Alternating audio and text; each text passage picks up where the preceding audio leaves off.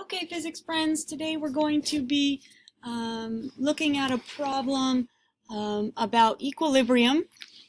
And by equilibrium, we mean that the object is not accelerating. So either it is at rest or it's moving with a constant velocity.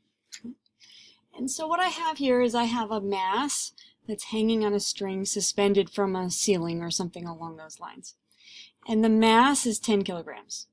And I want to know what the tension is in the rope. So the first way to attack this problem, and any problem that deals with forces, is to draw a free body diagram. And if there's a diagram, you can draw it right on there. Okay, so the free body diagram needs to include all the forces that are acting on the object at the given time. And so for my block here, I have the force of gravity, Fg, also known as weight, and I also have tension, which is pointed upwards along the string. And that's it. There are no other forces acting here on my mass. Okay? And so when I'm dealing with forces, it's always good to look at Newton's second law. And Newton's second law tells me that the net force acting on the object, or F net, is going to equal the mass times the acceleration of the object. And that's a bad marker. Try another one. Okay.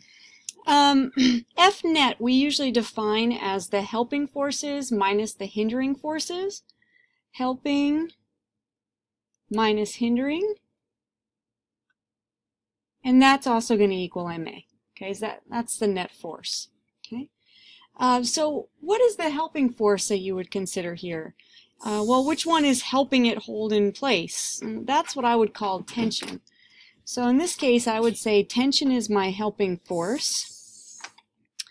And then my hindering force would be whatever force is trying to pull it off the ceiling. So that would be Fg, or the force of gravity.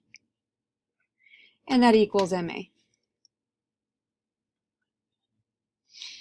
Now, what if something's in equilibrium? The acceleration is 0. And so this actually tells me that my equation is tension minus Fg, it equals 0. So I can pull Fg to the other side, I can add it, and then I have an equation that tells me that tension is equal to the weight, or the force of gravity, acting on this object.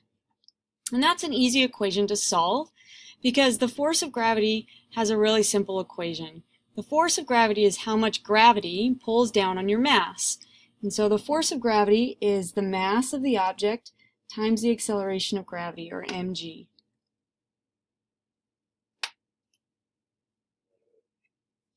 So I end up with tension equals my mass, which is 10 kilograms, and g is the acceleration of gravity, or 9.8 meters per second squared.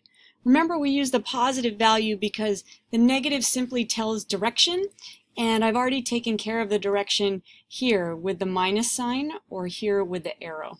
Okay. So that tells me that the tension in this string, when I do that multiplication, is 98 newtons. And that's a really simple, straightforward equilibrium tension problem.